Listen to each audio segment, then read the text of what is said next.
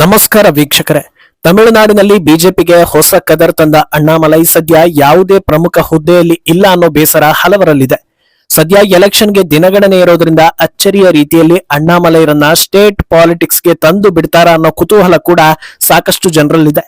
ಆದ್ರೆ ಅದಕ್ಕಿಂತ ದೊಡ್ಡ ಮಟ್ಟದಲ್ಲಿ ಈಗ ಸದ್ದು ಮಾಡ್ತಾ ಇರೋದು ಅಣ್ಣಾಮಲೈ ರಾಜ್ಯಸಭೆಗೆ ಬರ್ತಾರೆ ಅನ್ನೋ ವಿಚಾರ. ಇಲ್ಲಿ ಇಂಟ್ರೆಸ್ಟಿಂಗ್ ವಿಷಯ ಅಂದ್ರೆ ಬಿಜೆಪಿ ಕಡೆಯಿಂದ ಅಣ್ಣಾಮಲೈ ರಾಜ್ಯಸಭೆಗೆ ಹೋಗ್ತಾ ಇಲ್ಲ, ಬದಲಾಗಿ ಬೇರೆ ಒಂದು ಪಕ್ಷ ಅಣ್ಣಾಮಲೈಗೆ ಈ ಆಫರ್ ಕೊಡೋ ಬಗ್ಗೆ ಯೋಚಿಸ್ತಾ ಇದೆ. ಅಲ್ಲಿಗೆ ಹೊಸ ಆಟ ಶುರುವಾಯ್ತಾ ಅನ್ನೋ ಚರ್ಚೆ ನಡೀತಾ ಇದೆ. ಇನ್ನೊಂದೆಡೆ ತಮಿಳುನಾಡಿನಲ್ಲಿ ಎಲೆಕ್ಷನ್ ಹೊತ್ತಲ್ಲೇ ಹಲವು ಬೆಳವಣಿಗೆಗಳು ನಡೆದಿದ್ದು, ಪ್ರಸ್ತುತ ಸನ್ನಿವೇಶದಲ್ಲಿ ಯಾವ ಒಕ್ಕೂಟ ಸ್ಟ್ರಾಂಗ್ ಇದೆ ಅಂತ ನೋಡಿದ್ರೆ ಎಲ್ಲರಿಗೂ ಅಚ್ಚರಿ ತರಿಸೋ ಉತ್ತರ ಸಿಗ್ತಾ ಇದೆ. ಇದೆಲ್ಲವನ್ನ ಒನ್ ಬೈ ಒನ್ ವಿವರಿಸ್ತಾ ಹೋಗ್ತೀವಿ. ಈ ವಿಡಿಯೋವನ್ನ ತಪ್ಪದೆ ಕೊನೆ ತನಕ ನೋಡಿ. ಅದಕ್ಕೂ ಮುನ್ನ ಮೀಡಿಯಾ ಮಾನ್ಸ್ಟರ್ ಚಾನಲ್ ಅನ್ನ ತಪ್ಪದೆ ಸಬ್ಸ್ಕ್ರೈಬ್ ಮಾಡಿ. ಎಸ್, ಭಾರತದಲ್ಲಿ ಅತ್ಯಂತ ಪ್ರಭಾವಿ ಹಾಗೂ ಯುವ ಜನರನ್ನ ಸೆಳೆಯೋ ರಾಜಕೀಯ ನಾಯಕರ ಲಿಸ್ಟ್ ಮಾಡಿದರೆ ಅದರಲ್ಲಿ ಅಣ್ಣಾಮಲೈಗೆ ಟಾಪ್ ಸ್ಥಾನ ಇದ್ದೇ ಇದೆ. ಹಲವು ದಶಕಗಳ ಕಾಲ ತಮಿಳುನಾಡಿನಲ್ಲಿ ಬಿಜೆಪಿ ಆಟಕ್ಕುಂಟು ಲೆಕ್ಕಕ್ಕಿಲ್ಲ ಅನ್ನೋ ರೀತಿ ಮೂಲೆ ಗುಂಪಾಗಿತ್ತು. ಆದರೆ ಕೆಲವೇ ವರ್ಷಗಳಲ್ಲಿ ಅಣ್ಣಾಮಲೈ ಮಾಡಿದ ಇಂಪ್ಯಾಕ್ಟ್ ನಿಂದ ಸದ್ಯ ಬಿಜೆಪಿ ಆಟಕ್ಕೂ ಇದೆ, ಮುಂದೆ ಲೆಕ್ಕಕ್ಕೂ ಬರಲಿದೆ ಅನ್ನೋ ಭರವಸೆ ಜನರಿಗೆ ಮೂಡಿದೆ. ಆದ್ರೆ ಇಷ್ಟೆಲ್ಲ ಮಾಡಿ ಕೊನೆಗೆ ಅಣ್ಣಾಮಲೈ ವಿಚಾರದಲ್ಲೇ ಪಕ್ಷ ಕಾಂಪ್ರಮೈಸ್ ಆಯ್ತಲ್ಲ ಅನ್ನೋ ಬೇಸರ ಕೂಡ ಹಲವು ಕಾರ್ಯಕರ್ತರಲ್ಲಿದೆ. ಅವರನ್ನ ಮೂಲೆ ಗುಂಪು ಮಾಡೋದಿಲ್ಲ, ನ್ಯಾಷನಲ್ ಲೆವೆಲ್ ನಲ್ಲಿ ಅವರನ್ನ ಬೆಳೆಸ್ತೀವಿ ಅನ್ನೋದನ್ನ ಪಕ್ಷ ಹೇಳ್ತಾ ಇದೆ. ಆದ್ರೆ ತಮಿಳುನಾಡಿನ ದೊಡ್ಡ ದೊಡ್ಡ ರಾಜಕೀಯ ನಾಯಕರನ್ನೇ ಗಡಗಡ ನಡುಗಿಸಿದ್ದ ಅಣ್ಣಾಮಲೈರನ್ನ ಪಕ್ಷ ಸರಿಯಾಗಿ ಬಳಸಿಕೊಳ್ತಾ ಇಲ್ಲ ಅನ್ನೋ ಅಸಮಾಧಾನ ಮಾತ್ರ ಕಾರ್ಯಕರ್ತರಲ್ಲಿ ಹಾಗೆ ಇದೆ. ಆದ್ರೆ ಈಗ ಅಣ್ಣಾಮಲೈಗೆ ದೊಡ್ಡ ಆಫರ್ ಬಂದಿದೆ. ಈ ಬಿಗ್ ಆಫರ್ ಬಿಜೆಪಿಯಿಂದ ಬಂದಿಲ್ಲ ಅನ್ನೋದೇ ಇಂಟ್ರೆಸ್ಟಿಂಗ್ ವಿಚಾರ. ಅಣ್ಣಾಮಲೈರನ್ನ ರಾಜ್ಯಸಭೆಗೆ ಕಳಿಸೋದಕ್ಕೆ ತಯಾರಿ ನಡೆದಿದೆ.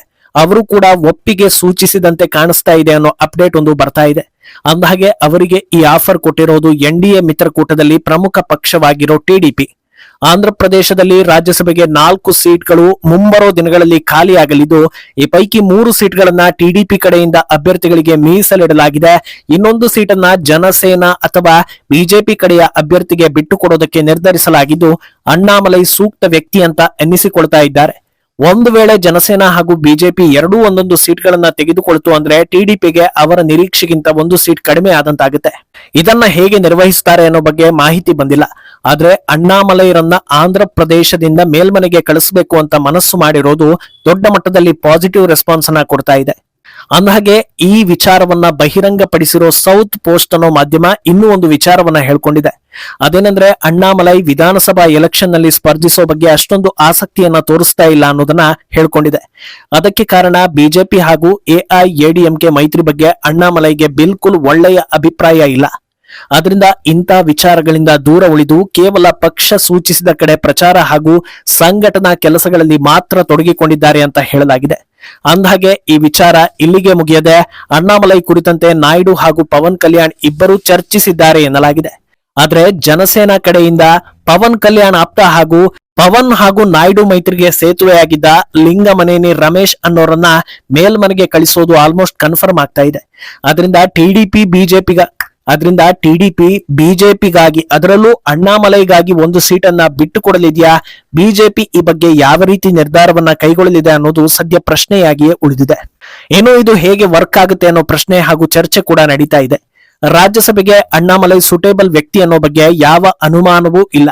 ಅಲ್ಲದೆ ಈ ಒಂದು ಆಲೋಚನೆ ಬಿಜೆಪಿಗೂ ಬಂದಿತ್ತು ಅನ್ನೋದು ಕೂಡ ಮುನ್ನೆಲೆಗೆ ಬರ್ತಾ ಇದೆ. ಆದ್ರೆ ಈಗ ಆಫರ್ ಟಿಡಿಪಿ ಕಡೆಯಿಂದ ಬಂದಿರೋದ್ರಿಂದ ಇದು ಮೈತ್ರಿಯನ್ನ ಇನ್ನಷ್ಟು ಗಟ್ಟಿಗೊಳಿಸೋ ನಡೆ ಕೂಡ ಆಗಬಹುದು ಎನ್ನಿಸ್ಕೊಳ್ತಾ ಇದೆ. ಅಣ್ಣಾಮಲೈ ರಾಜ್ಯಸಭೆಗೆ ಸೂಟೇಬಲ್ ವ್ಯಕ್ತಿ ಅನ್ನೋದು ಎಷ್ಟು ನಿಜವೋ ಅದೇ ರೀತಿ ಗ್ರೌಂಡ್ ಲೆವೆಲ್ ನಲ್ಲಿ ಅವರ ಅವಶ್ಯಕತೆ ಅಗತ್ಯತೆ ಇದೆ. ಪಕ್ಷ ಸಂಘಟನೆ ಅಥವಾ ಬಲವರ್ಧನೆಗೆ ಅವರ ಕಾರ್ಯವೈಖರಿ ಸದ್ಯಕ್ಕಂತೂ ಬಹಳ ಅತ್ಯಗತ್ಯವಾಗಿದೆ. ಆದ್ರೆ ಈಗ ಮೈತ್ರಿ ಮಾಡಿಕೊಂಡಿರೋದ್ರಿಂದ ಸ್ಟೇಟ್ ಲೆವೆಲ್ ನಲ್ಲಿ ಅಣ್ಣಾಮಲೈಗೆ ಹೊಸ ಜವಾಬ್ದಾರಿಗಳನ್ನ ನೀಡಿದ್ರೆ ಅದು ಬೇರೆ ಬೇರೆ ರೀತಿಯಲ್ಲಿ ನೆಗೆಟಿವ್ ಪರಿಣಾಮ ಬೀರುತ್ತೆ. ಆದ್ರಿಂದ ಈ ರಾಜ್ಯಸಭೆಗೆ ಕಳಿಸೋ ವಿಚಾರದ ಬಗ್ಗೆ ಬಿಜೆಪಿ ತಕ್ಷಣವೇ ನಿರ್ಧಾರವನ್ನ ಕೈಗೊಳ್ಳುತ್ತಾ ಅಥವಾ ತಮಿಳುನಾಡು ರಿಸಲ್ಟ್ ನೋಡಿಕೊಂಡು ಮುಂದಿನ ಹೆಜ್ಜೆಯನ್ನ ಇರಿಸಲಿದೆಯಾ ಅನ್ನೋ ಚರ್ಚೆ ನಡೀತಾ ಇದೆ. ಇನ್ನೊಂದು ದಿಕ್ಕಲ್ಲಿ ತಮಿಳುನಾಡು ರಾಜಕೀಯ ಅಖಾಡದಲ್ಲಿ ನಡೀತಾ ಇರೋ ಬೆಳವಣಿಗೆ ಎಲ್ಲರನ್ನ ನಿಬ್ಬರಿಗಾಗಿಸ್ತಾ ಇದೆ. ಈ ಪೈಕಿ ಮೊದಲನೆಯದ್ದು ಮಾಜಿ ಸಿಎಂ ಹಾಗೂ ದಿವಂಗತ ಜಯಲಲಿತಾರ ಅತ್ಯಾಪ್ತ ವಲಯದಲ್ಲಿ ಗುರುತಿಸಿಕೊಂಡಿದ್ದ ಎಐಎಡಿಎಂಕೆ ಕಟ್ಟಾಳು ಪನ್ನೀರ್ ಸೆಲ್ವಂ ಡಿಎಂಕೆಯನ್ನ ಸೇರ್ಕೊಂಡಿದ್ದು. ಪಕ್ಷದಿಂದ ಹೊರ ಹೋಗಿರೋ ನಾಯಕರನ್ನ ಒಳಗೆ ಕರೆಸಿದ್ರೆ ಮಾತ್ರ ಒಕ್ಕೂಟ ಸ್ಟ್ರಾಂಗ್ ಆಗುತ್ತೆ. ಅದರಲ್ಲೂ ಪನ್ನೀರ್ ಸೆಲ್ವಂ ಯಾಕೆ ಇಂಪಾರ್ಟೆಂಟ್ ಆಗ್ತಾರೆ ಅನ್ನೋದನ್ನ ಅಣ್ಣಾಮಲೈ ಹಲವು ಸಲ ಹೇಳಿದ್ರು. ಪನ್ನೀರ್ ಸೆಲ್ವಂರನ್ನ ಕರೆತರುವುದಕ್ಕೆ ಸಾಕಷ್ಟು ಪ್ರಯತ್ನಗಳು ನಡೆದಿದ್ವು. ಹೈಕಮಾಂಡ್ ಕೂಡ ಆಸಕ್ತಿ ತೋರಿಸಿ ಖುದ್ದು ಅಮಿತ್ ಶಾ 1-to-1 ಮೀಟಿಂಗ್ ನಡೆಸಿದ್ರು. ಆದ್ರೆ ಈ ವೇಳೆ ಪ್ರತ್ಯೇಕ ಪಕ್ಷ ನಿರ್ಮಿಸಿಕೊಂಡಿದ್ದ ಟಿಟಿವಿ ದಿನಕರರನ್ನ ಕರೆತರುವುದರಲ್ಲಿ ಯಶಸ್ವಿಯಾದ್ರು. ಆದ್ರೆ ಕಳೆದ 1 ತಿಂಗಳ ಹಿಂದೆ ಪನ್ನೀರ್ ಸೆಲ್ವಂ ಡಿಎಂಕೆ ಜೊತೆ ಮೀಟಿಂಗ್ ನಡೆಸ್ತಾ ಇದ್ದಾರೆ ಅನ್ನೋ ಟಾಕ್ ಜೋರಿತ್ತು. ಈಗ ಅದೇ ಕ್ಲಿಯರ್ ಆಗಿದೆ. ಅಂದಹಾಗೆ ಡಿಎಂಕೆಗೆ ಕಾಲಿಟ್ಟ ಪನ್ನೀರ್ ಸೆಲ್ವಂಗೆ ಸ್ಟಾಲಿನ್ ಸ್ವಾಗತ ಮಾಡಿದ್ರು. ಈ ವೇಳೆ ಅವರು ಹೇಳಿರೋ ಮಾತುಗಳು ಎಲ್ಲರ ಅಚ್ಚರಿಗೆ ಕಾರಣವಾಗ್ತಾ ಇದೆ. ಓಪನ್ ಆಗಿ ಆಂತರಿಕ ವಿಚಾರಗಳನ್ನ ಬಿಚ್ಚಿಟ್ಟಿರೋ ಪನ್ನೀರ್ ಸೆಲ್ವಂ ನನ್ನನ್ನ ಎಐಎಡಿಎಂಕೆಗೆ ವಾಪಸ್ ಕರೆಸಿಕೊಳ್ಳೋದಕ್ಕೆ ಬಹಳ ಪ್ರಯತ್ನ ಮಾಡಿದ್ರು. ಖುದ್ದು ಅಮಿತ್ ಶಾ ಕೂಡ ಡಿಎಂಕೆ ತುಂಬಾ ಸ್ಟ್ರಾಂಗ್ ಇದೆ, ಎಐಎಡಿಎಂಕೆ ವಿಭಜನೆ ಆಗಿರೋದು ನಮಗೆ ದೊಡ್ಡ ಹಿನ್ನಡೆ, ನೆಗೆಟಿವ್ ತರಿಸುತ್ತೆ ಅನ್ನೋದನ್ನ ಹೇಳಿದ್ರು. ಅದರಿಂದ ನಾನು ವಾಪಸ್ ಹೋಗೋದಕ್ಕೆ ಮನಸ್ಸು ಮಾಡಿದ್ದೆ. ಆದ್ರೆ ಪಳನಿಸ್ವಾಮಿ ಅದಕ್ಕೆ ಅವಕಾಶ ಮಾಡಿಕೊಡ್ಲೇ ಇಲ್ಲ. ಯಾವುದೇ ಕಾರಣಕ್ಕೂ ವಾಪಸ್ ಬರೋದು ಬೇಡ ಅಂತ ಹೇಳಿಬಿಟ್ರು.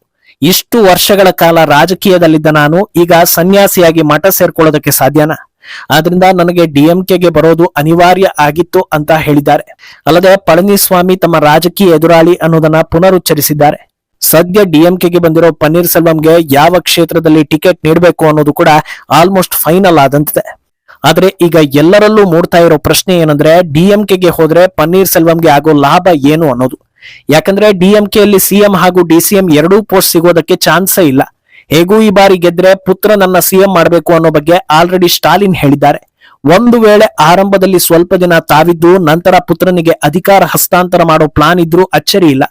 ಪುತ್ರನನ್ನ ಸಿಎಂ ಮಾಡಿದ್ಮೇಲೆ ತಮ್ಮ ಕತೆ ಏನು ಅನ್ನೋ ಪ್ರಶ್ನೆ ಮೂಡುತ್ತೆ. ಅದರಿಂದ ಬ್ಯಾಕ್ ಎಂಡ್ ಬೆಂಬಲ ಅಂತ ಡಿಸಿಎಂ ಪೋಸ್ಟ್ ಅನ್ನ ಇಟ್ಕೊಳ್ಬಹುದು.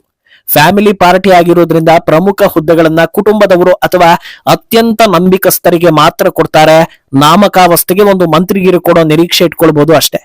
ಆದ್ರೆ ಖುದ್ದು ಜಯಲಲಿತಾರಿಂದ 2 ಬಾರಿ ಸಿಎಂ ಕುರ್ಚಿಗೆ ನೇಮಕ ಆಗಿ ಅವರ ಕಾಲಾನಂತರ ಸಿಎಂ ಆಗಿದ್ದ ವ್ಯಕ್ತಿ ಈಗ ಸಾಮಾನ್ಯ ಮಂತ್ರಿಗಿರಿಗೆ ಪ್ರಮುಖ ಎದುರಾಳಿ ಪಕ್ಷಕ್ಕೆ ಹೋದ್ರ ಅಂತ ನೋಡಿದ್ರೆ ಕೇವಲ ಪಳನಿಸ್ವಾಮಿ ಮೇಲಿನ ಸಿಟ್ಟಿಂದ ಹೋಗಿದ್ದಾರೆ ಅನ್ನೋದು ಕ್ಲಿಯರ್ ಆಗ್ತಾ ಇದೆ.